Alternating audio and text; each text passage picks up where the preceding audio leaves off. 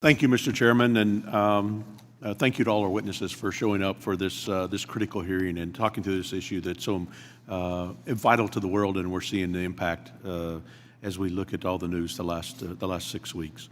Your testimony's certainly been impactful and heart-wrenching. It's sad that we have to convene on a topic of anti-Semitism following the atrocities that occurred in Israel. I'm disgusted even after hearing reports and seeing footage of Hamas slaughtering families and babies and abducting hundreds of other civilians. There are some here in the United States that call the barbaric invasion and massacre exhilarating. Yet that was the word used by the university professor within our borders.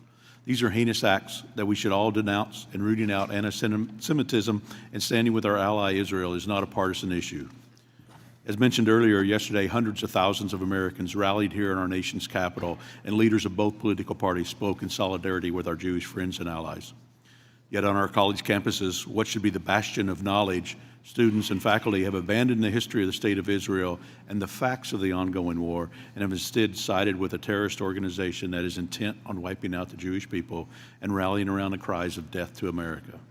And U.S. officials have confirmed that Hamas is using hospitals as command centers and armories.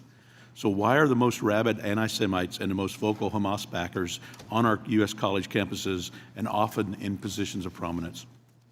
Universities have seemed to have become a safe harbor for anti-Semitic and anti-American rhetoric, and it's actually frightening to uncover the financial ties between higher education funding and anti-Semitism. You know, a recent report, as mentioned earlier, about from the National Contagion Research Institute highlights about the $13 million in unreported foreign contributions to approximately 200 U.S. colleges and universities.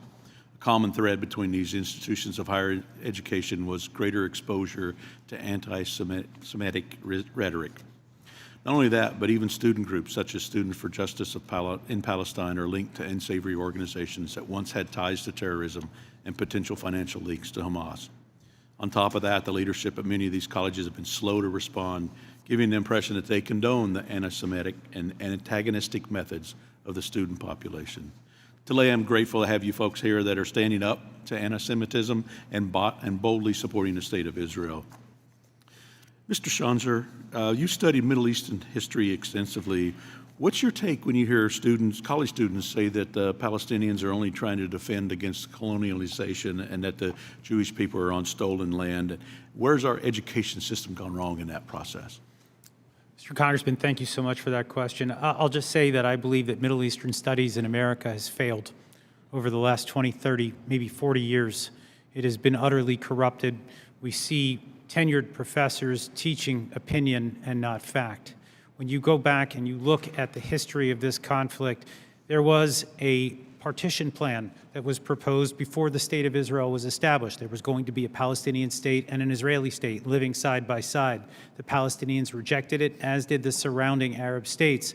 Israel ended up winning a great deal of that territory in a hard-fought war from 1948 to 1949. Israel still held out hope that it might be able to make peace with its neighbors. And then there was war in 1956, another war in 1967. Every time the Israelis offered up a peace agreement, it was met with rejection. There was the famous 3 no's from Khartoum, from the Arab League, where they said no recognition, no negotiation, and no peace. This has been the history, the tragic history of the Middle East, where we could have seen peace agreements forged. It has not happened, and yet what we see from professors on our campuses is the vilification of Israel, which has been the one party that has been willing to make peace over these years. That's right. Thank you. Yeah, that's a good short rendition of what really has happened, and we need to be aware of that. Mr. Greenblatt, how has the indoctrination of hatred towards Jews by Hamas and Palestinian authorities been utilized to ramp up such hatred, particularly in the Middle East, but I mean, to some degree throughout the United States as well? Throughout the United States, Mr. Congressman, I'm glad you asked. I mean, what we've seen, and I would attribute much of this to the normalization of anti-Zionism. Anti-Zionism is the ideology that says Jews don't have the same rights that we would afford to Palestinians or other people. Zionism, as Noah was saying, has been demonized. It's just the idea that Jews have the right to self-determination in their ancestral homeland. That's it. It doesn't exclude Palestinians. There's no ethnocentric dimension to it, just the right to self-determination. But the normalization of anti-Zionism is this ugly trend, and it's really come through these universities. And let me be crystal clear for the record. Anti-Zionism is anti-Semitism, period, full stop. And you know who knows this well? Talia knows this well. The students know this well because they see what's happening in these Middle Eastern studies departments that Dr. Shanzer talked about and what's happening out of the classroom on the quad. I mean, these incidences are really almost indescribable, and we wouldn't tolerate it if it happened against any other group of students, nor should we. Imagine if in a world where we were upset about Beijing's policies, we saw students vandalizing Chinese restaurants. Or imagine if they were demonstrating outside the Asia Studies Center. We would say that is indescribably bad and unacceptable, just as this is, and it needs to stop now. Well, thank you, and I yield back, Mr. Chairman.